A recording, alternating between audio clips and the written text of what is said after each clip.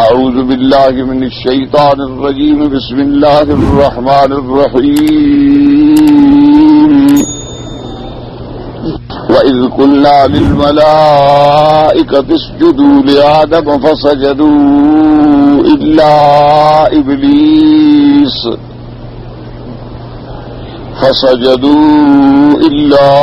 إِبْلِيسَ أَبَى وَاسْتَكْبَرَ وَكَانَ مِنَ الْكَافِرِينَ۔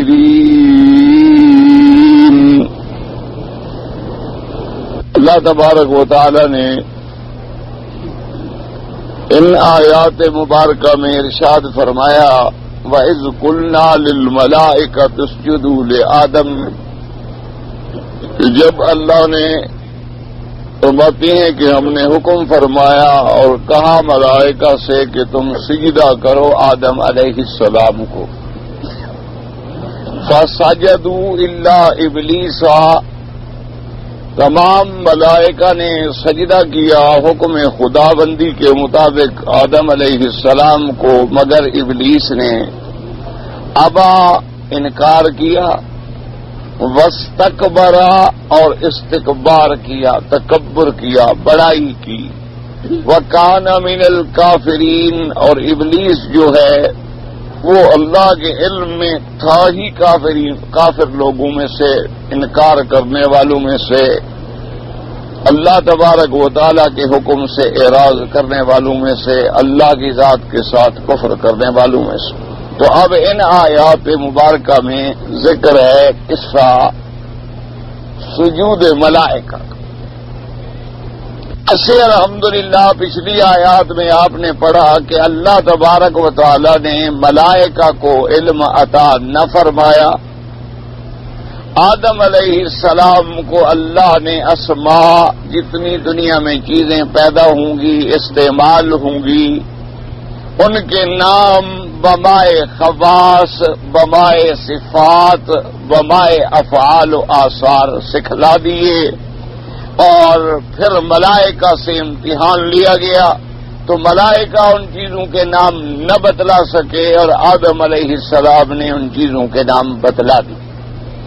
تو اس آیت میں حضرت آدم علیہ السلام کی علمی فضیلت کا اظہار تھا کہ جس میں یہ بات ثابت ہو گئی کہ اللہ تبارک و تعالی نے ملائکہ پر یہ بات واضح کر دی کہ آدم علیہ السلام اور ان کی اولاد کو جو میں علم دوں گا، اس علم کا تعلق جو ہے وہ عالم عالوی سے بھی ہوگا اور عالم سفلی سے بھی ہوگا۔ ان کا علم جو ہے وہ جامع ہوگا، یعنی جو علوم اللہ نے ملائکہ کو دیے ہیں وہ علوم بھی اللہ آدم اور آدم کی اولاد کو عطا فرمائیں گے، اور جو علوم اللہ تبارک و تعالی نے جنات کو دیے ہیں دنیا میں رہنے بسنے کے، وہ علوم بھی اللہ تبارک و تعالی آدم علیہ السلام اور آدم کی اولاد کو بتلائیں گے۔ تو گویا آدم علیہ السلام اور اولاد آدم جو ہے وہ علوم کی جامع بنی کہ جن میں دونوں قسم کے علوم آئے، جیسے ملائکہ کے علوم ہیں کہ تسبیح و تقدیس و تحمید، کہ ان کے اندر صرف یہ حکم ہے کہ تم اللہ کی تسبیح بیان کرو، اللہ کا حمد بیان کرو، اللہ کی تقدیس بیان کرو۔ یا ملائکہ کا اتنا علم ہے جو ان کے ذمے ڈپٹی اللہ لگا دیتے کہ ہواؤں پہ ڈپٹی ہے، بادلوں پہ ڈپٹی ہے، ارواح پہ ڈپٹی ہے، موت پہ ڈپٹی ہے، تصویر فی الارحام پہ ڈپٹی ہے، جو کام ان کے ذمے ہے صرف اتنا ان کو علم دیا گیا۔ اسی طرح جنات کو بھی اللہ نے علم دیا ہے کہ کیسے رہنا ہے، کیسے کھانا ہے، کیسے پینا ہے، ان کے اندر بھی توالد ہے، تناسل ہے، شادیاں ہیں، بیوی ہے، خاوند ہے، اولاد ہے، ذریہ ہے۔ تو یہ علوم بھی اللہ تبارک و تعالی نے آدم علیہ السلام اور اولاد آدم علیہ السلام کو عطا فرمائے۔ تو اس لیے اب آدم علیہ السلام اور ان کی اولاد جو ہے وہ جامع بنی علوم کی۔ تو جو علم میں بڑا ہوگا تو فضیلت بھی اسی کی بڑی ہوتی ہے، کیونکہ فضیلت جہاں آدمی کے اصل فضیلت کا ذریعہ جو ہے وہ علم ہے۔ جس کو اللہ تبارک و تعالی علم عطا فرمائیں جس کو اللہ تبارک و تعالی علوم عالیہ عطا فرما دیں تو وہ اسی طرح افضلیت میں اور شان میں اعلیٰ ہو جاتا ہے اور بڑھ جاتا ہے۔ یہی وجہ تھی کہ اللہ تبارک و تعالی نے اب انبیاء علیہم السلام کو ساری مخلوق سے زیادہ علم فرمایا، تو انبیاء ساری مخلوق سے افضل ٹھہرے۔ پھر ان میں سے اللہ تبارک و تعالی نے حضرت محمد الرسول اللہ صلی اللہ علیہ وسلم کو زیادہ علم عطا فرمائے۔ آپ نے فرمایا کہ مجھے اولین و آخرین کے بارے میں بھی علم عطا فرمایا گیا، یا جو علوم اولین و آخرین کو دیے گئے تھے اللہ نے مجھے وہ بھی عطا فرمائے ہیں۔ تو اب ان کی افضلیت جو ہے وہ تمام انبیاء علیہم الصلوات والتسلیم پر ہے۔ اسی طرح صحابہ رضوان اللہ علیہم اجمعین، تابعین، تبع تابعین، محدثین، ائمہ فقہا رحمت اللہ علیہم، علماء، اولیاء، اسی طرح طبقہ بطبقہ، تو جتنا علم اللہ کی طرف سے زیادہ ملے گا اتنی افضلیت بھی زیادہ ملے گی۔ تو علمی فضیلت کے ظاہر کرنے کے بعد جب ملائکہ کے دلوں میں یہ بات تو جاگزی ہو گئی کہ آدم علیہ السلام ہم سے علم میں سبقت لے گئے، اب اللہ تبارک و تعالی نے حضرت آدم علیہ السلام کی عملی فضیلت کا اظہار فرمایا۔ وہ تو علمی فضیلت تھی، عملی فضیلت کا اظہار فرمایا کہ ملائکہ کو حکم دیا کہ تم آدم علیہ السلام کے آگے سرنگو ہو جاؤ، آدم علیہ السلام کو سجدہ کرو، تاکہ ان کی فضیلت جو ہے وہ علمی اور عملی دونوں صورتوں میں واضح ہو جائے کہ آدم علیہ السلام جو ہیں وہ افضل ہیں اور آدم علیہ السلام جو ہیں وہ اشرف ہیں۔ تو اللہ تبارک و تعالیٰ نے جب حکم دیا تو تمام ملائکہ نے آدم علیہ السلام کو سجدہ کیا، مگر ابلیس نے سجدہ نہ کیا۔ ابلیس سجدے سے انکار کر گیا اور اس نے تکبر کیا۔ اللہ کے علم میں تو پہلے سے وہ کافروں میں سے تھا، اور ابلیس جو ہے دراصل یہ جنات میں سے ہے اور جنوں کا بڑا ہے۔ جیسے آدم علیہ السلام بشریت میں ابو البشر ہیں، اسی طرح ابلیس کو بھی ابو الجان کہا گیا ہے کہ وہ جنوں کا بڑا ہے اور جنوں کی اصل ہے، اور پھر اسی سے اس کے آگے ذریت چلتی ہے۔ فرق اتنا ہوتا ہے کہ جو ان میں پھر متمرد ہیں، ورنہ تو سب جن ہیں، لیکن جنات میں سے جو متمردین ہیں یعنی جو زیادہ سرکش ہیں ان پر پھر شیطان کے لفظ کا اطلاق آتا ہے، اور ان کا سردار جو ہے وہی ابلیس ہے۔ تو اب ملائکہ کے ساتھ ابلیس کے جانے کے بارے میں جیسے میں نے عرض کیا تھا کہ ابلیس دراصل جنات میں سے ہے اور اس کا مسکن زمین تھی، وہ زمین میں رہتا تھا اور جنوں میں رہتا بستا تھا۔ جب جنات نے سرکشی اختیار کی، اللہ نے اپنے فرشتوں کو بھیجا کہ جنوں کو سیدھا کریں اور انہیں زمین میں فساد سے روکیں، تو ملائکہ نے آ کر جنات پہ تشدد کیا، اور اس کے بعد جنات جو ہے وہ جزیروں میں اور پہاڑوں میں اور غاروں میں چھپ کے رہنے لگے۔ ان کی قوت تھی اور فساد و سرکشی جو تھی ان کو ملائکہ نے توڑ ڈالا۔ لیکن یہ ابلیس جنات میں ہونے کے باوجود زمین میں رہتے ہوئے بڑا عابد تھا، بڑا زاہد تھا، ہر وقت اللہ کے ذکر میں مشغول رہنے والا تھا، اور اس نے کبھی کوئی سرکشی نہیں کی تھی۔ تو ملائکہ کی سفارش پر کہ یا اللہ یہ جنوں میں سے ہے، جنات میں سے ہے، لیکن اتنا بڑا عابد ہے، اتنا بڑا زاہد ہے، اتنا بڑا تیرا تسبیح کہنے والا ہے، تو اس کو بھی اجازت دے کہ ان جنوں میں رہنے کے بجائے ہمارے اچھے پاک ماحول کے اندر رہے۔ تو ان کی اجازت کی بنا پر پھر ابلیس کو بھی آسمانوں میں رہنے کی اجازت ملی۔ تو اس لیے علماء کرام نے فرمایا ہے کہ اگر آدمی کو اللہ دنیا میں عبادت کی توفیق عطا فرما دیں، ایمان کی توفیق عطا فرما دیں، تو اس کو تکبر نہیں کرنا چاہیے۔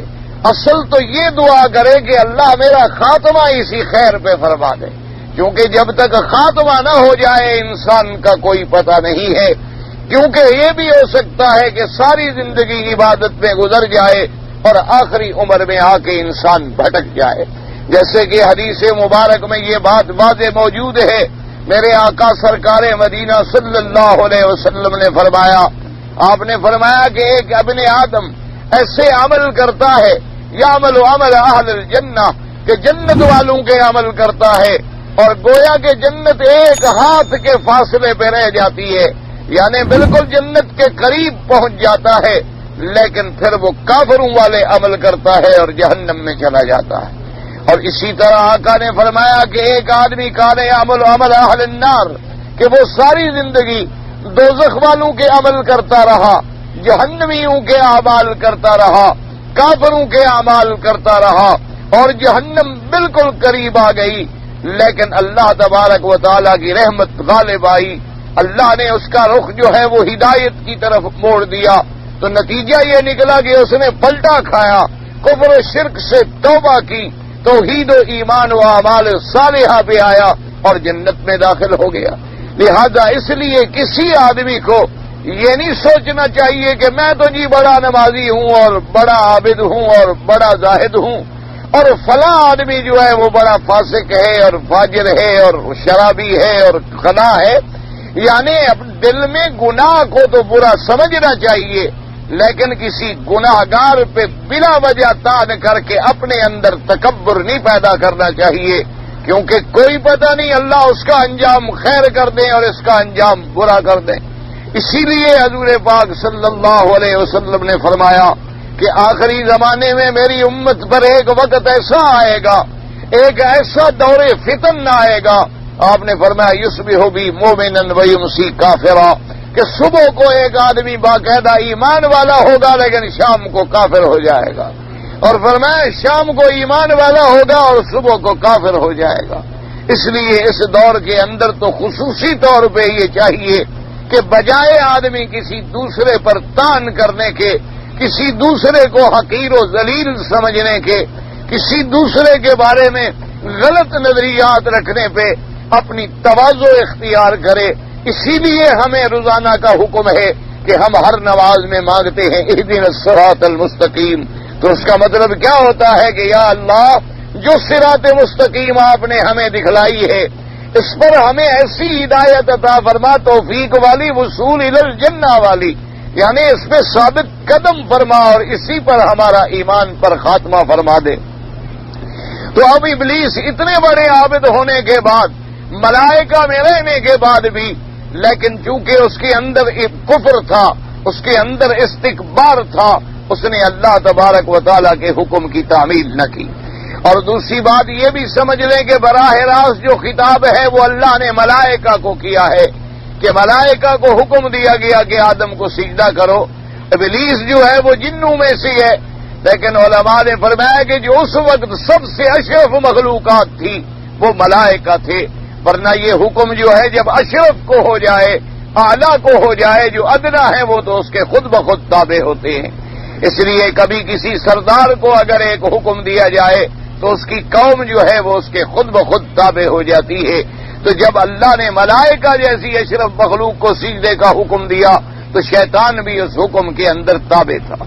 اور بعض علماء نے یہ بھی ارشاد فرمایا ہے کہ دراصل یہ حکم جو ہے تمام مخلوقات کے لیے تھا، یعنی اس وقت مخلوقات ہی دو قسم کی تھی، ایک مخلوق علوی تھی یعنی ملائکہ تھے، اور ایک مخلوق سفلی تھی یعنی جنات تھے۔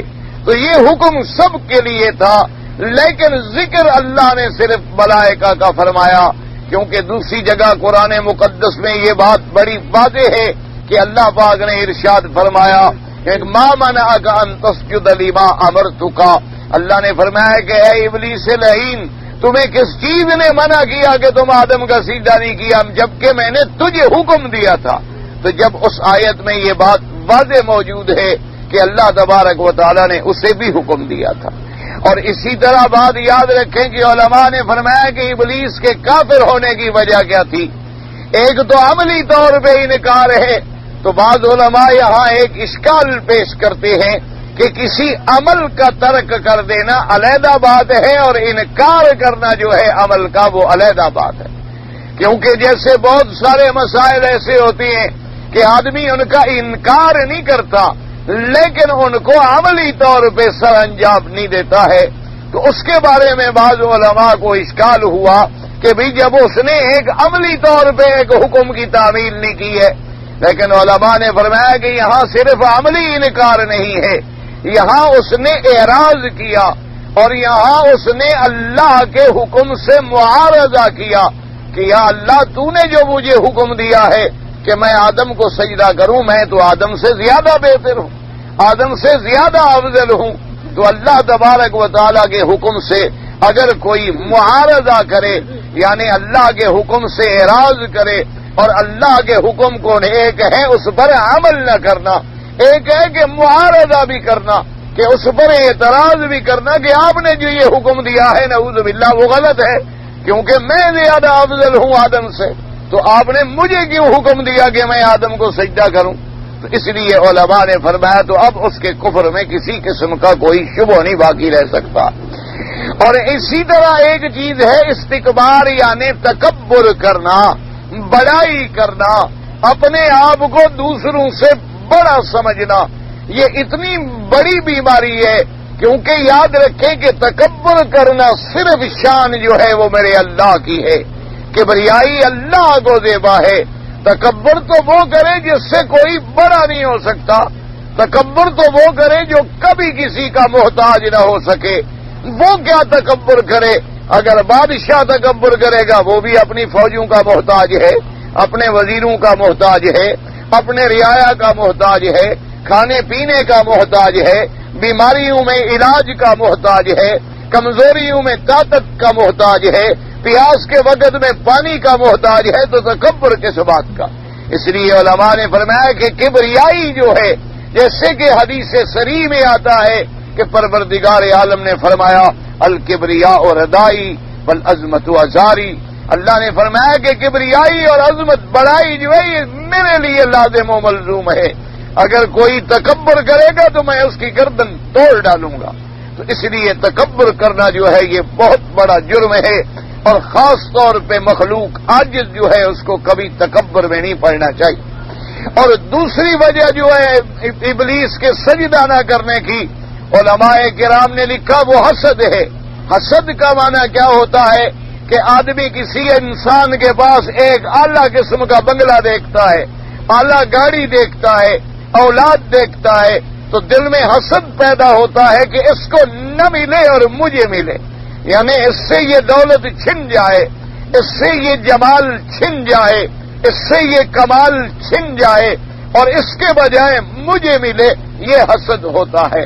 اور ایک ہوتا ہے کہ اگر آدمی کو کسی کی چیز پسند آئی ہے، اس نے دیکھا کہ اللہ نے اس کو جمال دیا ہے، اللہ نے اس کو دولت دی ہے، اور وہ فوراً دل میں بھی ارادہ کرتا ہے اور زبان سے بھی کہتا ہے کہ یا اللہ اللہم بارک لہ، یا اللہ اس کے اس مال میں برکت عطا فرما اور مجھے بھی اپنے خزانے سے عطا فرما، تو یہ حسد نہیں کہلاتا ہے۔ حسد یہ ہوتا ہے کہ آدمی دوسرے سے زوال نعمت کا ارادہ کرے، کہ یعنی وہ نعمت اس سے چھن جائے اور مجھے مل جائے، تو حسد اتنا بڑا جرم ہے جو آسمانوں میں سب سے پہلے ابلیس نے حسد کیا، پھر دنیا میں آنے کے بعد آدم علیہ السلام کے بیٹوں نے، قابیل نے اپنے بھائی حابیل کے خلاف حسد کیا۔ تو اس لیے علماء نے لکھا کہ جو سب سے پہلا گناہ آسمانوں میں کیا گیا ہے یا زمینوں میں کیا گیا ہے وہ حسد ہے، اور حسد کی وجہ سے ابلیس جو ہے وہ ملعون و مطرود بنا۔ تو انسان کو چاہیے کہ وہ ایسے جرائم سے بچے، کیونکہ قاعدہ یہ ہے کہ قرآن مقدس کا پڑھنا جو ہے صرف اس لیے نہیں ہوتا کہ ہم اسے ایک بابرکت کتاب سمجھ کے پڑھتے رہیں، اس میں کوئی شبہ نہیں کہ پڑھنے میں بھی برکتیں ہیں، پڑھنے میں بھی رحمتیں ہیں، پڑھنے میں بھی ثواب ہے، لیکن قرآن مقدس تو ایک عظیم دعوت ہے، قرآن مقدس جو ہے وہ ایک عظیم دستور حیات ہے کہ جب آدمی قرآن پڑھے، قرآن کی دعوت کو سمجھے کہ قرآن ہمیں کیا کہنا چاہتا ہے۔ آخر قرآن مقدس میں کیا ضرورت تھی کہ ہمیں آدم کا قصہ سنایا جاتا؟ قرآن مقدس میں کیا ضرورت تھی کہ ہمیں ابلیس کے انکار کا واقعہ بتلایا جاتا، ابلیس کے حسد کا قصہ سنایا جاتا؟ یعنی اگر اللہ تبارک و تعالی ہمیں آدم علیہ السلام کا یہ قصہ نہ سناتے تو کوئی ہمارے ایمان میں تو فرق نہیں آ سکتا تھا۔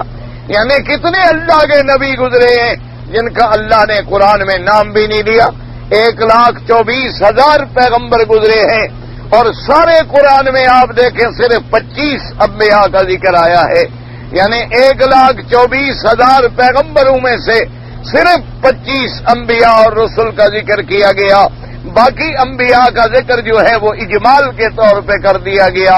تو اگر آدم علیہ السلام کا یہ واقعہ بھی اللہ ذکر نہ فرماتے تو ہمارے ایمان میں کوئی فرق نہیں پڑتا تھا، لیکن پھر وجہ کیا ہے؟ تو اس لیے جب قرآن پڑھا جائے، جب اس واقعے پر آیا جائے تو غور کریں کہ اللہ نے ہمیں کتنا اشرف بنایا، اللہ نے ہمیں کتنی تکریم دی کہ ہمارے ابا کو ملائکہ نے سجدہ کیا، کیونکہ جب آپ کے باپ کو عظمت ملے گی تو بیٹوں کی عظمت تو خود بخود ثابت ہو جائے گی۔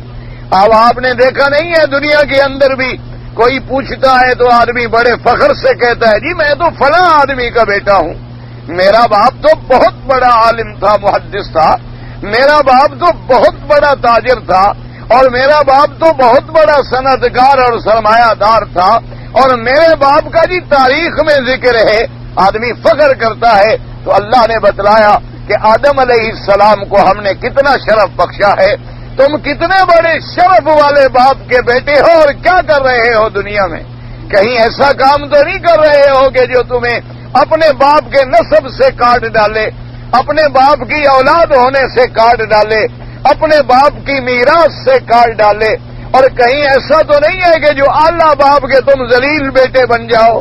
کیوں کبھی اولاد ایسی ہوتی ہے جو اپنے باپ کے نام کو روشن کر دیتی ہے، اور ایک اولاد ایسی ہوتی ہے جو اپنے ماں باپ کے نام کو مٹانے کا ذریعہ بن جاتی ہے۔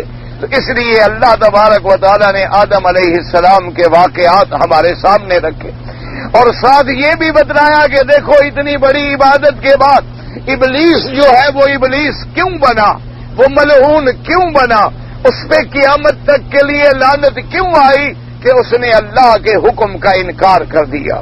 تو اگر ابلیس اتنی بڑی عبادت کے بعد اللہ کے حکم کا انکار کر دے اور وہ لعنتی بن جائے اور ساری عبادت اس کی رائے گاہ چلی جائے، تو تم غور کرو کہ تم اپنی زندگی میں 24 گھنٹوں میں اللہ تبارک و تعالیٰ کے احکام کا انکار تو نہیں کرتے ہو۔ اس لیے علماء نے فرمایا کہ غور کریں کہ اگر ایک ابلیس نے تیرے ابے کو سجدہ ایک سجدہ نہ کیا، وہ تو قیامت تک لعنتی بن گیا، اور تو آدم کی اولاد ہو کر اللہ کو سجدہ نہ کرے تو تیرا کیا مقام ہوگا؟ یعنی ابلیس نے تو صرف ایک سجدے کا انکار کیا ہے، اور وہ سجدہ بھی اللہ کے لیے نہیں تھا، آدم کو سجدہ تھا کہ تم آدم کو سجدہ کرو، اور تمہیں حکم ملا ہے کہ 5 وقت مجھے سجدہ کرو۔ تو جس نے تیرے ابا کو سجدہ نہ کیا وہ تو لعنتی بن گیا، ملعون بن گیا، مطرود بن گیا، اور جس نے اپنے مالک کو سجدہ نہ کیا پھر اس کا مقام کیا ہوگا، اور اس کا ٹھکانہ کیا ہوگا، اور اس کی حیثیت کیا ہوگی۔ اور اسی طرح سے یہ بتلایا گیا کہ ابلیس اس مرض میں کیوں مبتلا ہوا، فرمایا استکبر، اس نے تکبر کیا تاکہ ہم تکبر سے بچیں۔ ابلیس اس معاملے میں کیوں ہوا کہ اس نے حسد کیا تاکہ ہم حسد سے بچیں۔ تو اس لیے اللہ قرآن مقدس میں یہ واقعات سناتے ہیں کہ جب میرا بندہ پڑھے تو ان واقعات کو اپنے اوپر منطبق کرنے کی کوشش کرے کہ میرے اندر کون سی خامیاں ہیں، میرے اندر کون سی کمزوریاں ہیں، اور میں ان کمزوریوں کو کیسے دور کر سکتا ہوں۔ تو اللہ تبارک و تعالیٰ نے ملائکہ کو حکم دیا اور ملائکہ نے سجدہ کیا۔ اب دوسری بات یہ سمجھ لیں کہ آدم علیہ السلام کو جو سجدہ کیا گیا ہے اس میں تو کوئی شبہ نہیں ہے کہ وہ سجدہ تعظیمی تھا، یعنی وہ سجدہ عبادت نہیں تھا، صرف آدم علیہ السلام کی تعظیم مقصود تھی۔ لیکن علماء نے لکھا ہے کہ یاد رکھو کہ جیسے نماز کے اندر اللہ نے ہمیں نماز پڑھنے کا حکم دیا ہے، تو نماز کے اندر ایک کیفیت ہے کہ ہم کھڑے ہوتے ہیں، اور ایک کیفیت ہے کہ ہم بیٹھے ہوتے ہیں، اور ایک کیفیت ہے کہ ہم رکوع اور سجود میں ہوتے ہیں۔ تو اس لیے آپ اندازہ کریں کہ اگر آدم علیہ السلام کو جو سجدہ کیا گیا ہے وہ سجدہ عبادت تو بالکل نہیں ہو سکتا، کیونکہ سجدہ عبادت تو ہر ملت میں، ہر شریعت میں کفر اور شرک ہے، لیکن وہ سجدہ کیا تھا؟ وہ تعظیم کا سجدہ تھا۔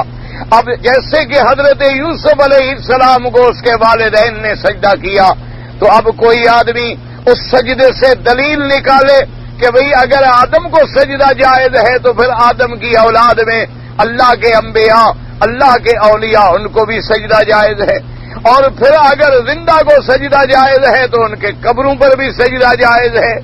اسی طرح جیسے بعض لوگ اللہ پاک معاف فرمائے وہ استدلال پکڑتے ہیں کہ دیکھو جی آدم علیہ السلام زندہ تھے، ان کو سجدہ کیا گیا، اسی طرح ابراہیم علیہ السلام جس پتھر پہ کھڑے ہوئے ہیں قیامت تک امت وہاں 2 رکعتیں پڑھ رہی ہے اور سجدہ کر رہی ہے۔ اسی طریقے سے اور لوگ استدلال پکڑتے ہیں کہ یوسف علیہ السلام بھی زندہ تھے اور ان کو ان کے ماں باپ نے سجدہ کیا، ان کے بھائیوں نے سجدہ کیا۔ تو اگر ہم قبروں پہ سجدہ کرتے ہیں تو ہمارا مقصد بھی عبادت نہیں ہوتا، بلکہ اللہ والوں کی تعظیم ہوتی ہے، اللہ والوں کی تکریم ہوتی ہے۔ یا ہم کسی اپنے پیر کو، بزرگ کو یا مرشد کو، یا ہم اپنے والد کے سامنے جھکتے ہیں اور پاؤں پہ ہاتھ رکھتے ہیں، یا ہم ان کے سامنے ان کے پاؤں پہ گر جاتے ہیں، تو یہ تعظیم مقصود ہوتی ہے، عبادت مقصود نہیں ہوتی۔ تو یاد رکھو یہ بہت بڑی غلط فہمی ہے۔ سب سے پہلے تو یہ بات یاد رکھیں کہ جو احکام اللہ نے آسمانوں میں جاری کیے ہیں ان کا زمین سے کوئی تعلق نہیں ہے، اور دوسری بات یہ یاد رکھیں کہ ہر شریعت کا حکم علیحدہ ہے۔ اب دیکھو کہ حضرت داؤد و سلیمان علیہ السلام کے زمانے میں اللہ نے قرآن میں خود ذکر فرمایا کہ یعملون لہ ما یشاء من محاریب و تماثیل۔ اللہ نے فرمایا کہ ہم نے جنوں کو ان کے تابع کر دیا تھا۔ وہ جنات جو تھے آدم حضرت داؤد و سلیمان علیہ السلام کے لیے تصاویر بناتے تھے، ان کے لیے وہ تماثیل بناتے تھے۔ تو اس زمانے میں تصاویر بنانا جائز تھا، اگر جائز نہ ہوتا تو اللہ تبارک و تعالی جنات کو حکم ہی نہ دیتے۔ تو اسی طرح اگر ایک مسئلہ آدم کی شریعت میں ہے اور ایک مسئلہ اگر یوسف علیہ السلام کے زمانے کی شریعت کے اندر ہے، اور ایک مسئلہ اگر داؤد و سلیمان علیہ السلام کے زمانے میں شریعت کے اندر ہے، تو اس کا یہ ضروری نہیں ہوتا کہ وہ شریعت محمد مصطفیٰ صلی اللہ علیہ وآلہ آلہ وصحابہ وسلم تسلیما کثیرا کثیرا پہ بھی لاگو کیا جائے۔ اور دوسری بات یہ ہمیشہ یاد رکھ لیں کہ جب شریعت آقا نامدار آئی تو سب سے کامل نبوت بھی محمد مصطفیٰ کی ہے، اور سب سے کامل شریعت بھی محمد رسول اللہ کی ہے، کہ جس کے کمال پہ اللہ نے مہریں لگا دی ہیں کہ الیوم اکملت لکم دینکم واتممت علیکم نعمتی ورضیت لکم الاسلام دینا۔ اور پھر حضور کے بعد قیامت تک نبوت بند ہو گئی، قیامت تک کوئی نبی نہیں آئے گا، کوئی رسول نہیں آئے گا، کوئی شریعت نہیں تبدیل ہوگی۔ تو اللہ تبارک و تعالی نے جتنی صورتیں تھیں گو اس کے اندر شرک نہ ہو، لیکن صورت کفر اور شرک کی بنتی ہو، وہ بھی دروازہ ہمیشہ کے لیے بند کر دیا شریعت محمد مصطفیٰ میں۔ اللہ تبارک و تعالی نے حکم دے دیا کہ تصویر بنانا حرام۔ حضور پاک نے اعلان فرما دیا کہ لعن اللہ المصور والمصور لا، جو لوگ تصویر بناتے ہیں جانداروں کی یا بنواتے ہیں ان دونوں پہ اللہ کے نبی نے لعنت بھیج دی۔ اور یہ بھی فرمایا کہ قیامت والے دن اللہ تبارک و تعالی مصورین کو فرمائیں گے کہ تم نے میرے مقابلے پہ چیزوں کی تصویریں بنائی تھی، میں نے بندہ پیدا کیا تم نے بندے کی تصویر بنائی، میں نے جاندار پیدا کیا تم نے پرندے کی تصویر بنائی، تو اب میرے مقابلے پر ان کے اندر روح پھونکو اپنی تصویروں کے اندر، اگر روح نہیں پھونک سکتے ہو تو پھر جہنم جانے کے لیے تیار ہو جاؤ۔ تو اب روح کون پھونک سکتا ہے اللہ کے سوا، تو لہذا انہیں جہنم میں ڈالا جائے گا۔ چونکہ تصاویر بھی ایک شرک کا ذریعہ تھی، تصاویریں جو تھیں وہ بھی ایک بدعت و کفر کا ذریعہ تھی، کہ پہلے دور میں لوگ بزرگوں کی تصویر رکھتے تھے یادگار کے لیے، لیکن زمانہ گزرتا گیا تو تصویروں کے سجدے شروع ہو گئے، تصویروں کی عبادت شروع ہو گئی، تصویروں کو ہار پہنانا شروع ہو گیا، تصویروں کے آگے کھڑے ہو کے ہاتھ باندھ کے اپنے عرض و معروض کرنے کا زمانہ آ گیا، لوگوں نے تصویروں کو چومنا شروع کر دیا، اور لوگوں نے تصویروں کو آنکھوں پہ لگانا شروع کر دیا، لوگوں نے تصویروں کو سینوں پہ رکھنا شروع کر دیا، اور تصویروں کو اپنے گھروں میں لگا کے باعث سے برکت سمجھنے لگے۔ تو یہ ایک شرک کا دروازہ کھل رہا تھا، اس لیے اللہ کے نبی نے ان پہ لعنت بھیجی کہ بغیر کسی عذر کے، ایک ہے عذر میں اضطرار میں. کیونکہ یاد رکھو اب کوئی آدمی اعتراض کرے جی نوٹ پہ بھی تو تصویر ہوتی ہے، کوئی آدمی اعتراض کرے جی ہمارے آئیڈینٹی کارڈ پر بھی تصویر ہوتی ہے، ہمارے جی پاسپورٹ پر بھی تصویر ہوتی ہے، اور دیکھو جی ہم یہاں اسلام کے ملک میں رہتے ہیں یہاں بھی تصویر ہوتی ہے. تو یاد رکھو ایک ہے اضطرار. جیسے اضطرار کے عالم میں مردار بھی حلال ہو جاتا ہے، جیسے مرنے والا ہے بھوک سے مر رہا ہے تو اس کو حرام کھا کر بھی جان بچانے کی اجازت ہے. تو حالت اضطرار کے اندر جن چیزوں کی اجازت ہے، کیونکہ آج دنیا میں فراڈ اتنا ہو چکا ہے کہ لوگ آپس میں فوٹو بدل لیتے ہیں، لوگ آپس میں نام بدل لیتے ہیں، آپس میں ٹکٹیں بدل لیتے ہیں. ان چیزوں کا کوئی حل نہیں تھا تو مجبور ہو کر اضطرار کے عالم میں اگر کوئی چیز استعمال کی جائے تو اس پر فتویٰ نہیں دیا جا سکتا. اور اسی طرح یاد رکھیں کہ نماز کے ارکان ہیں. اب کھڑا ہونا ہے، آدمی بغیر نماز کے بھی کھڑا ہوتا ہے، بیٹھنا ہے بغیر نماز کے بھی بیٹھتا ہے. خبردار کسی کو سجدہ جائز نہیں. اگر سجدہ جائز ہوتا تو میں بیوی کو حکم دیتا کہ وہ اپنے خامد کا سجدہ کرے، لیکن اللہ کے سوا کسی کا سجدہ جائز نہیں ہے. اسی لیے قرآن مقدس میں بھی آیا کہ لا تسجدوا للشمس ولا للقمر، سورج اور چاند کے لیے سجدہ نہیں، واسجدوا للہ الذی خلقہن ان کنتم ایاہ تعبدون. اور اسی طرح حضور پاک نے فرمایا لعن اللہ الیہود والنصارى اتخذوا قبور انبیائہم مساجدا. حضور نے فرمایا اللہ یہود و نصارہ پہ لعنت کرے کہ جنہوں نے اپنے نبیوں کی قبروں کو سجدہ گاہ بنا دیا، کہ وہ انبیاء کی قبروں پہ سجدہ کرتے تھے، اس لیے اللہ کے پاک پیغمبر نے ان پہ لعنت بھیجی. اور اسی طرح آقا انعامدار صلی اللہ علیہ وسلم نے فرمایا کہ اللہم لا تجعل قبری وثنا یعبد، کہ یا الہ العالمین میری قبر کی بھی حفاظت فرمانا، میری قبر کو عبادت گاہ نہ بنا دینا کہ لوگ آگے رکوع کریں یا سجدے کریں.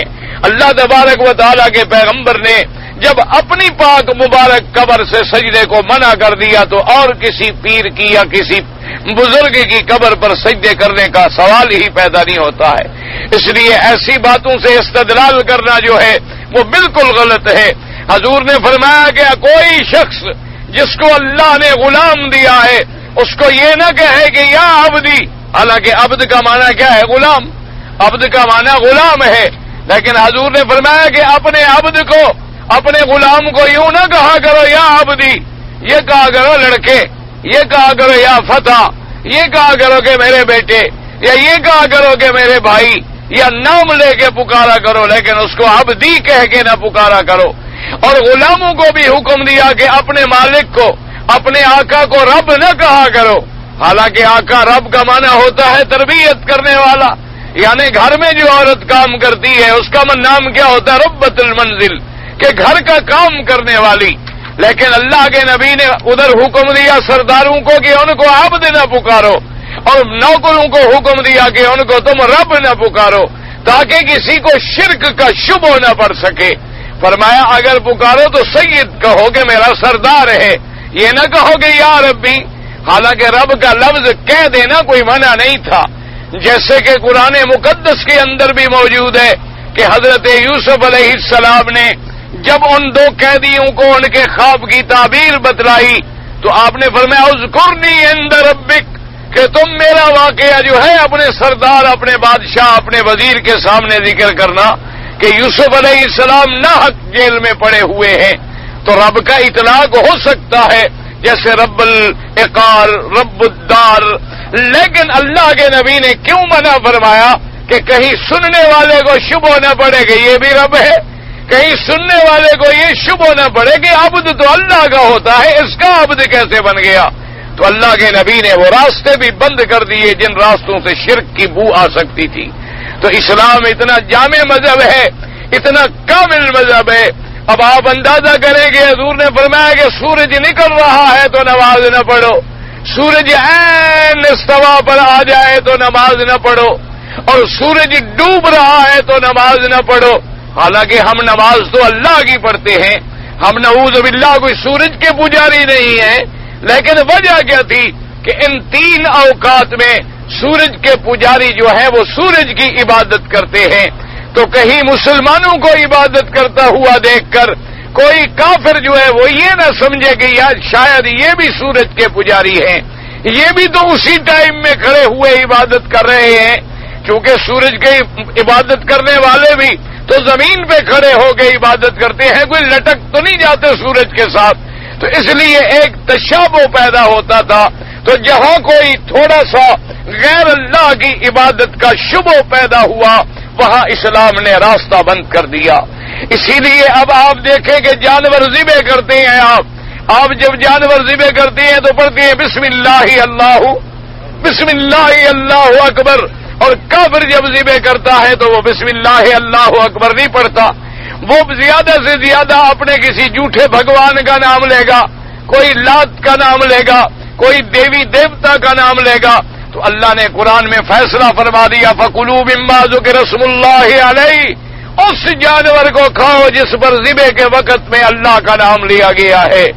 فرمایا خبردار اس جانور کو مت کھانا، وَلَا تَأْكُلُوا مِمَّا لَمْ يَذْكُرْ اسْمُ اللَّهِ عَلَيْهِ، اس کو مت کھانا جس پر اللہ کا نام نہ لیا گیا ہو۔ وجہ کیا ہے کہ جب آدمی جانور کو ذبح کر رہا ہے تو بظاہر اس کی جان لے رہا ہے، یعنی اس زندہ کو موت پہ پہنچا رہا ہے، تو یہ جان لینا اور دینا کس کا کام ہے؟ اللہ کا کام ہے۔ تو جب ہم نے اللہ کا نام لے لیا تو ہمارا عقیدہ ٹھیک ہو گیا کہ ہم تو ایک سبب ہیں، چھری تو ایک سبب ہے، ورنہ مارنے والا بھی اللہ ہے اور جلانے والا بھی اللہ ہے۔ اور جس نے دیوی دیوتا کا نام لیا یا کسی جھوٹے بھگوان کا نام لیا یا لات و عزا کا نام لیا یا پیر فقیر کا نام لیا تو ذہن میں فوراً شب ہو گیا کہ جیسے اللہ مارنے پہ قادر ہے شاید یہ بھی مارنے پہ قادر ہے، شاید یہ بھی جلانے پہ قادر ہے۔ اس لیے اللہ پاک نے پابندی لگا دی اور فرمایا حرم علیکم المیتۃ والدم ولحم الخنزیر وما اہل بہ لغیر اللہ، فرمایا مردار جو جانور مر جائے وہ بھی تمہارے لیے حرام ہے، اور فرمایا اس کے جو گردن سے خون نکلتا ہے وہ بھی تمہارے لیے حرام ہے، اور فرمایا خنزیر جو ہے وہ بھی تمہارے لیے حرام ہے، اور فرمایا ہر وہ جانور جو غیر اللہ کے نام پہ ذبح کیا جائے وہ بھی تمہارے لیے حرام ہے۔ اب دیکھیں آدمی کتنی تعویل کرے کہ جی میں جب مزار پہ جانور لے جاتا ہوں میں تو بسم اللہ اللہ اکبر کر کے ذبح کرتا ہوں، میں نے تو اللہ کا نام لیا ہے، لیکن فقہا نے لکھا کہ تمہارا اگر اللہ کے ساتھ عقیدہ تھا تو پھر اس کو مزار پر لانے کی کیا ضرورت تھی، اس جانور کو آستان پہ لانے کی کیا ضرورت تھی؟ اگر تمہارا عقیدہ تھا کہ میں اللہ کے نام پہ ذبح کر رہا ہوں اور ثواب دینے والا بھی اللہ ہے تو تم اپنے گھر میں ذبح کر دیتے، اپنے ملک میں ذبح کر دیتے، اپنے علاقے میں ذبح کر دیتے اور خیرات کر دیتے، اور وہی دعا کر لیتے کہ یا اللہ اس کا ثواب جو ہے خیرات کا فلاں کو عطا فرما دے۔ لیکن جب تم جانور کو چلا کے جانور کو کھینچ کے اس مقام پہ لے آئے ہو تو اب تم نے گویا اللہ کے ساتھ قربانی میں شرک کیا ہے کہ جانور تو اللہ کے نام پر لائے جاتے ہیں کعبے میں، جانور تو اللہ کے نام پر لائے جاتے ہیں حرم میں، اور تم نے حرم کے بجائے جانور کو لائے آستان پر، تم حرم کے بجائے جانور کو لائے کسی دوسرے مقام پر، تو گویا تم نے قربانی میں شرک کیا ہے۔ باقی اسی طرح یاد رکھیں کہ حجر اسود کا بوسہ ہے یا کعبۃ اللہ کا طواف ہے یا مقام ابراہیم کے پیچھے نماز پڑھنا ہے، اگر یہ پتھر کا سجدہ ہوتا تو مقام ابراہیم کے بجائے 2 رکعت نماز طواف کی کسی اور جگہ جائز بھی نہ ہوتی۔ حالانکہ شریعت میں حکم یہ ہے کہ اگر موقع ملے تو مقام ابراہیم کے پیچھے پڑھو، اگر وہاں جگہ نہ ملے تو حتیم میں پڑھ لو، اگر حتیم میں جگہ نہ ملے تو سارے مطاف میں پڑھ لو، اور سارے مطاف میں جگہ نہ ملے تو سارے حرم میں پڑھ لو، اور اگر بھول جائے تو گھر جا کے پڑھ لو، اور اگر بھول جائے تو اگر آپ جدے بھی چلے گئے تو جدے میں وہی کھڑے ہوئے 2 رکعت پڑھ لو، کیونکہ حضرت عبداللہ ابن عمر رضی اللہ تعالی عنہما ایک دفعہ آپ نے طواف کیا اور آپ مدینہ منورہ جا رہے تھے تو آپ نے حرم سے نکلنے کے بعد راستے میں جا کے 2 رکعتیں پڑھی۔ تو اس لیے اگر ہمارا عقیدہ یہ پتھر ہوتا تو پھر کسی دوسری جگہ تو ہم نماز کو جائز بھی قرار نہ دیتے۔ تو سب سمجھ آ گئی کہ ہم اس پتھر کا سجدہ نہیں کر رہے ہیں بلکہ ہم اللہ کے حکم کی تعمیل کر رہے ہیں. اسی لیے ہم طواف کعبہ کرتے ہیں. خدا نہ کرے اگر آج یہ 4 دیواری نہ ہو تو ہم طواف چھوڑ دیں گے؟ ہم تو پھر بھی طواف کرتے رہیں گے. اگر یہ پتھر لگے ہوئے نہ ہوں تو ہم پھر بھی طواف کرتے رہیں گے. فرض محال حجر اسود اٹھا لیا جائے، جیسے کہ تاریخوں کے اندر موجود ہے کہ کئی دفعہ حجر اسود کو نکالا گیا اور کئی دفعہ لوگ لے گئے حجر اسود کو، یعنی کعبۃ اللہ سے نکال کے دوسرے ملکوں میں لے گئے. ایک دفعہ تو یمن میں لے گیا ایک بادشاہ اور اس نے جا کے پہاڑوں میں پتھروں میں پھینک دیا. پھر قریش مکہ جا کے بیچارے ڈھونڈ کے لے آئے اور اس کے بعد ایک دفعہ اور بادشاہ آیا، وہ حجر اسود کو نکال کے لے گیا. تو افغانستان کے مجاہدوں کو اللہ نے توفیق دی کہ افغانستان کی نسل میں سے ایک بادشاہ اٹھا. افغانستان اور عرب کا فاصلہ ملاحظہ کر لو، وہاں سے اس نے فوجیں اٹھائیں اور یمن جا کے لڑا اور پھر حجر اسود لے آیا. ان کو اللہ تبارک و تعالی نے اسلام کے لیے پہلے سے چنا ہوا ہے. یہ بہت پہلے سے ان کی تاریخ بڑی الحمدللہ روشن ہے. بس دعا کریں اللہ ان کو آپس کے لڑنے سے بچائے، کیونکہ خون ذرا گرم ہے نا ان کا. جب گرمی ہو تو کبھی آدمی آپس میں بھی لڑ پڑتا ہے، کیونکہ گرم معاملہ جو ہوتا ہے تو کبھی کھانا کھاتے ہوئے بھی تو منہ جل جاتا ہے، ورنہ کھانے والا منہ جلانا تو نہیں چاہتا. جو آدمی گرم گرم کھانا لے رہا ہوتا ہے وہ تو لذت کے لیے کھانا چاہتا ہے، لیکن کبھی اپنی زبان بھی جل جاتی ہے.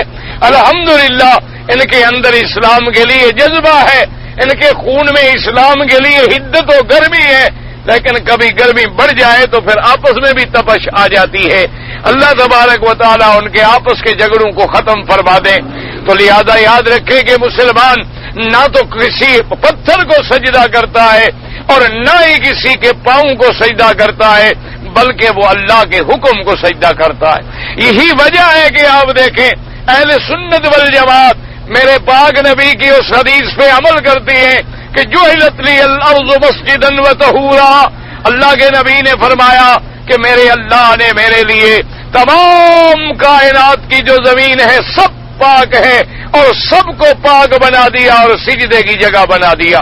یعنی میری امت کا بندہ کسی جگہ موجود ہے، صرف یہ دیکھ لے کہ کوئی پلیدی تو نہیں پڑی ہوئی، کوئی نجاست تو اور غلاظت تو نہیں پڑی ہوئی ہے.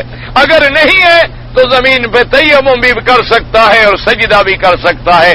لیکن جن کے دلوں کے اندر شرک کا روگ ہوتا ہے، آپ نے دیکھا ہوگا کہ یہ ملنگ جو ہے یہ ایک ٹکڑی اپنے ساتھ رکھتے ہیں، کیونکہ ان کے عقیدے میں اسی زمین کا سجدہ اب وہ بت پرستی کر رہے ہیں. اہل سنت والجماعت کا بت پرستی سے کوئی تعلق نہیں ہے، چونکہ ان کا سجدہ ایک مخصوص ٹکڑی پہ ہے، ایک مخصوص مٹی پہ ہے، ایک مخصوص چیز پہ ہے. اس کے بغیر وہ کہتے ہیں ہمارا سجدہ ہی نہیں ہوتا.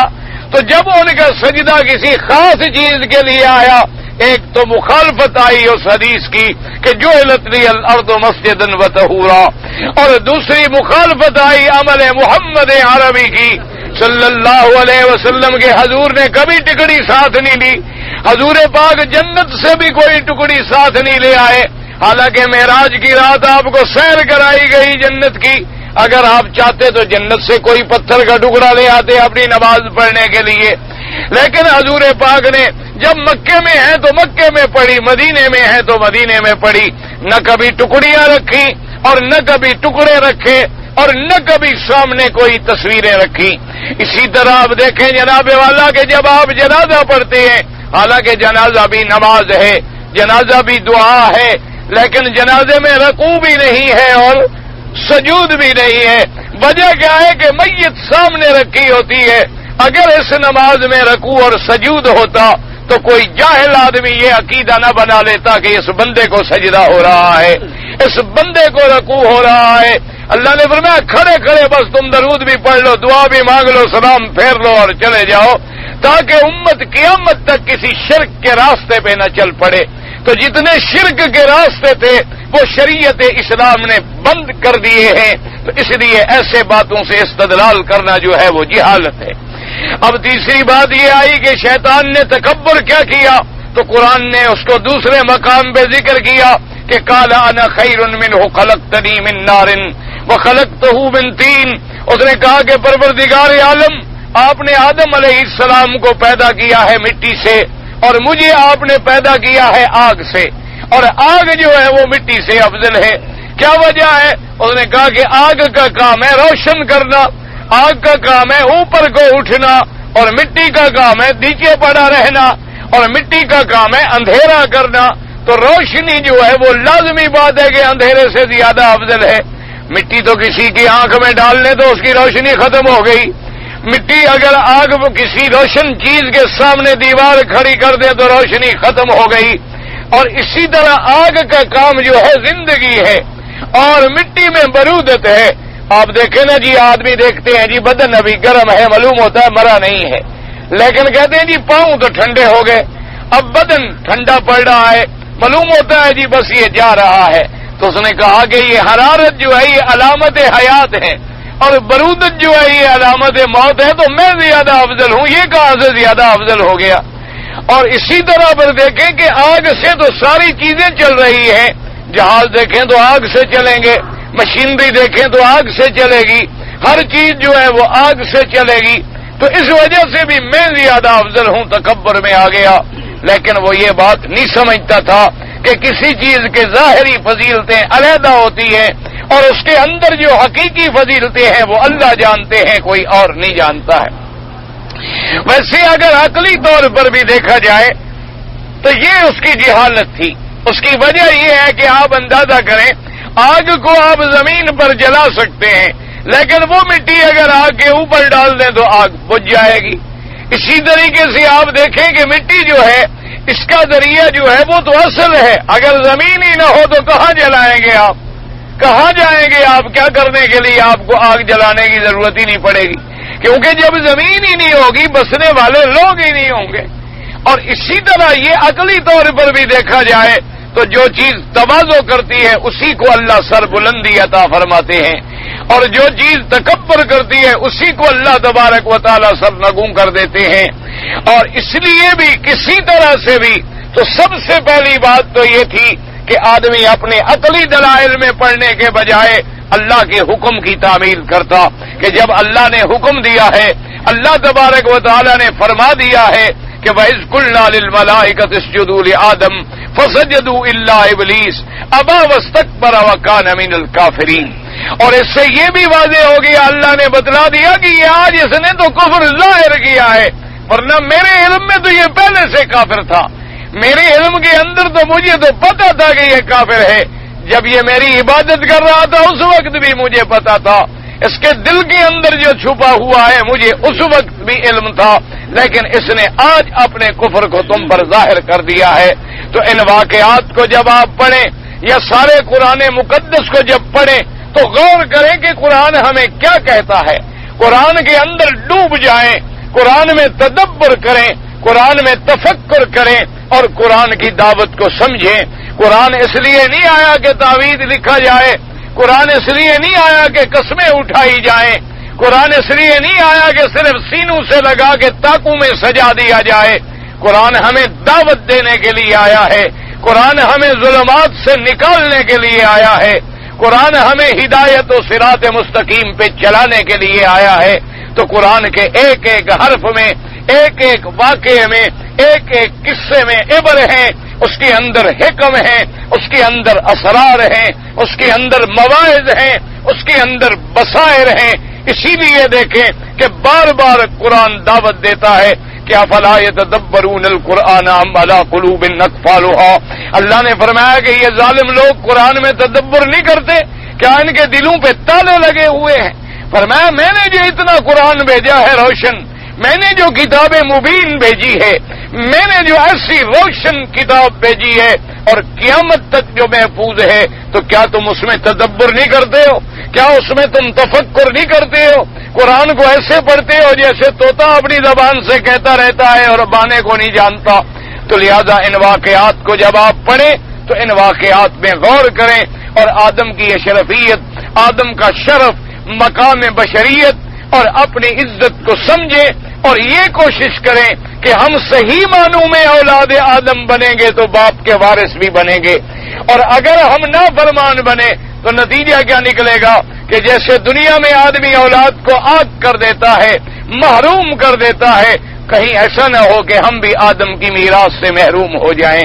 اس لیے قرآن نے فرمایا الذین یرثون الفردوس، کہ یہ مومن جو ہے یہ جنت کے وارث ہیں۔ تو علماء نے لکھا کہ وارث کا کیا معنی؟ کیونکہ آدم علیہ السلام کا پہلا مسکن جنت تھا، تو جب ہم آدم کے صحیح بیٹے بنیں گے تو اپنے باپ کی میراث کو بھی پہنچیں گے۔ اللہ تبارک و تعالی آپ کو، مجھے اور تمام مسلمانوں کو صراط مستقیم پہ چلائے۔ نماز کے وقت سجدہ آ جائے تو اسی وقت کر لیں، نماز کی حالت میں سجدہ کر لیں تلاوت کا۔ طواف الوداع اگر ہم نے عصر کو کیا ہے تو حنفی حضرات کے نزدیک اس کی نفل مغرب کے بعد پڑھیں، باقی ائمہ کے نزدیک ہر وقت جائز ہے۔ لیکن بہرحال یہ دیکھ لیں کہ آپ نے جانا ہے جلدی، پڑھ لیں، کوئی بات نہیں۔ اگر آپ نے یہاں نہ پڑھا، آگے جا کے مغرب کے بعد پڑھ لیا، تب بھی جائز ہے۔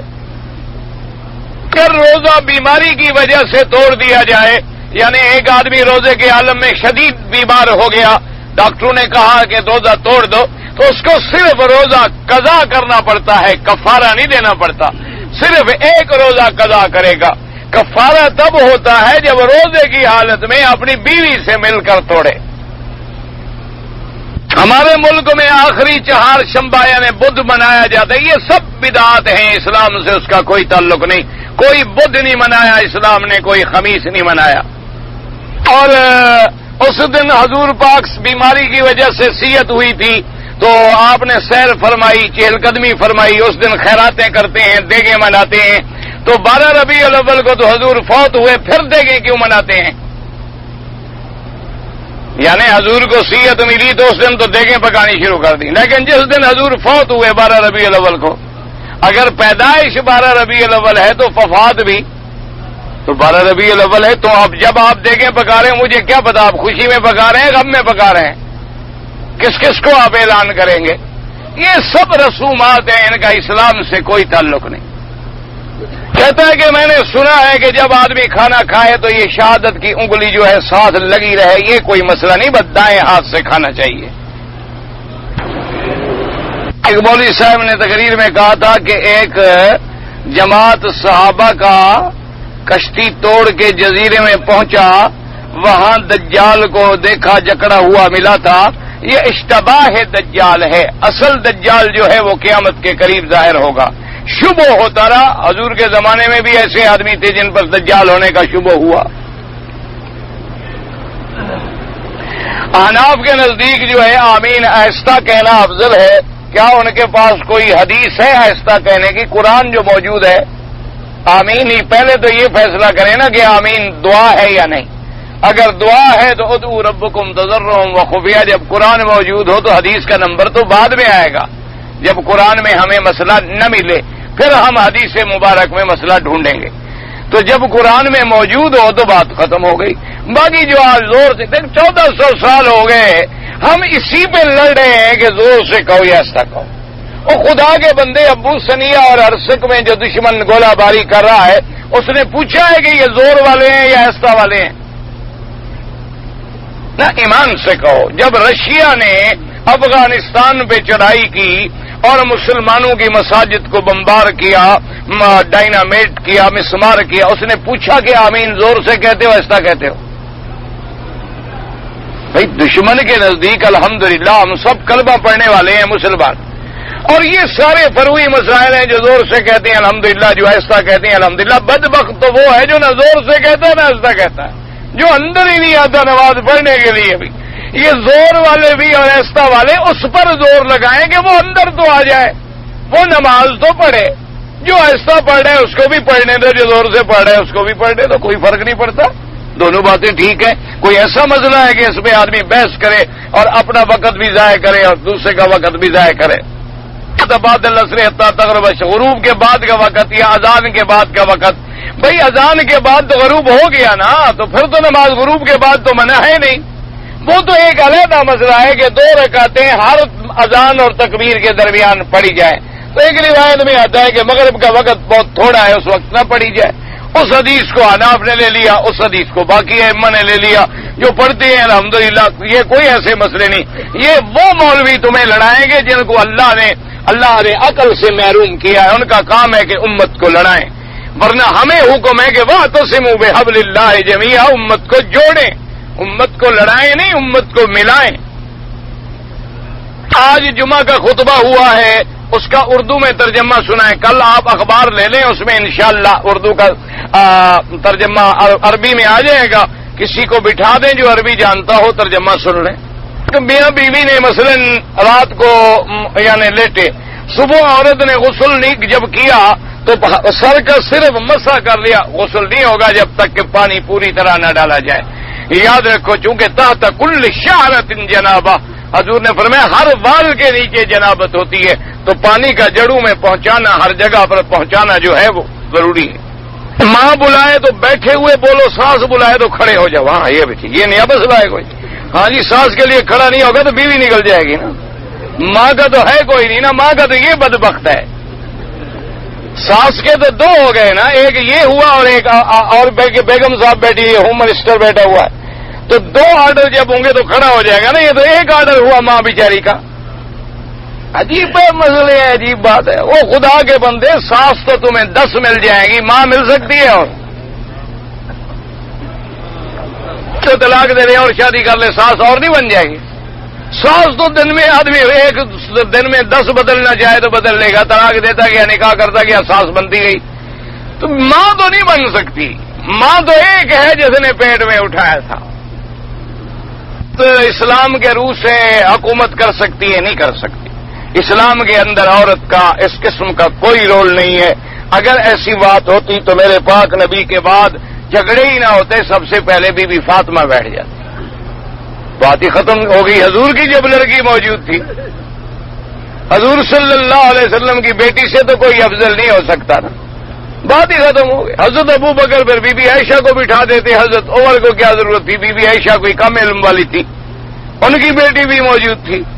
اور حضور صلی اللہ علیہ وسلم نے تو 4 بائی 4 میٹر کی مسجد میں بھی کبھی عورت کو امام نہیں بنایا، تو ملک کا تو سوال ہی پیدا نہیں ہو سکتا۔ حضور صلی اللہ علیہ وسلم نے غلاموں کو بنایا لیکن عورت کو نہیں بنایا۔ عورت سے کوئی ہمارا ذاتی جھگڑا نہیں ہے، بات ہے اسلام کی، کہ اگر اسلام ہے تو پھر عورت کا مقام جو ہے شرعن وہ نہ خلیفہ بن سکتی ہے، نہ بادشاہ بن سکتی ہے، نہ بالی بن سکتی۔ اور جہاں اسلام ہے ہی نہیں، تم جانو تمہارا کام جانے، وہاں تو اسلام کا کوئی مسئلہ ہی نہیں، اسلام کا دستور نہیں۔ دستور آپ کے پاس لارڈ میکالے کا ہے، اور ایکٹ قانون کا آپ کا 1935 انڈیا ایکٹ ہے، قانون آپ کے پاس برٹش ہے۔ پہلے یہ تو فیصلہ کرو، اس قانون کے تابع جو لوگ کھڑے ہو کے حلف اٹھاتے ہیں وہ مسلمان بھی ہیں؟ یہ علماء سے مسئلہ پوچھو، جو بڑے بڑے مفتیان عالم ہیں نا، اس سے مسئلہ پوچھو کہ ایک ملک میں قانون ہے انگریزی، اس انگریزی قانون کی وفاداری کا ایک آدمی حلف اٹھاتا ہے، کیا مسلمان ہے؟ پہلے یہ مسئلہ تو پوچھو۔ ایک فتویٰ لکھو اور علماء سے، بڑے بڑے جو علماء ہیں نا، ہم تو طالب العلم ہیں، جیسے یہاں ہمارے حضرت مفتی ہیں، ان سے، اور بڑے بڑے جو علماء ہیں ان کو مسئلہ بھیجو بھی ایک ملک میں اسلام کا قانون نہیں، برٹش لا ہے، اس کے تابع وہ حلف اٹھا رہا ہے کہ میں اس کا وفادار رہوں گا اور اس کی حفاظت کروں گا، کیا اس کے بعد وہ مسلمان ہے؟ یہ مسئلہ پوچھے، چھوٹے چھوٹے مسئلے نہ پوچھے، مفتی سے پوچھو لکھ کر، جو پڑھے لکھے لوگ ہوں نا وہ باقاعدہ فتویٰ لکھے اور حضرت مفتی کی خدمت میں اور علماء سے پوچھیں۔ فاتحہ جب امام ختم کرتا ہے تو پڑھتے ہیں، تمہیں کیا تکلیف ہے؟ جو پڑھتے ہیں پڑھنے دو، کوئی ایسی بات نہیں۔ گھر میں جو سونے کے لاکٹ ملتے ہیں، اللہ کا نام حضور کا نام لکھا ہوتا ہے، لاکٹ پہنے تو عورت پہنے سونے کا تو جائز ہے۔ ہاں اگر کوئی جاندار فوٹو نہ ہو تو کوئی حرج نہیں، لیکن احتیاط کرے، جب لیٹرین میں جائے، حمام میں جائے، پھر اللہ کا نام لے کر نہ جائے۔ اگر عورت ہاتھوں میں ہر وقت مہندی رکھے ناپاکی میں، کوئی حرج نہیں، مہندی لگی ہو تو غسل کر سکتی ہے، وضو کر سکتی ہے، کوئی بات نہیں۔ رسول کے ایکٹ کو منسوخ کیا جائے، سبحان اللہ، انا للہ و انا، بھائی گستاخ رسول کی تو سزا ہی موت ہے۔ اور تو اسلام، میں نے تو یہی کہا نا کہ اسلام ہوگا تو یہ باتیں ہوں گی نا، جب اسلام نہ ہو تو پھر گستاخ رسول جو ہے اس کی تو معافی کا سوال ہی پیدا نہیں ہوتا۔ خالہ جمع نہیں ہو سکتی نکاح میں، کیونکہ خالہ بھی ماں کے برابر ہے. بلقیس کا جو تخت لایا تھا وہ انسان تھا یا جن تھا؟ آصف بن برقیہ انسان تھا.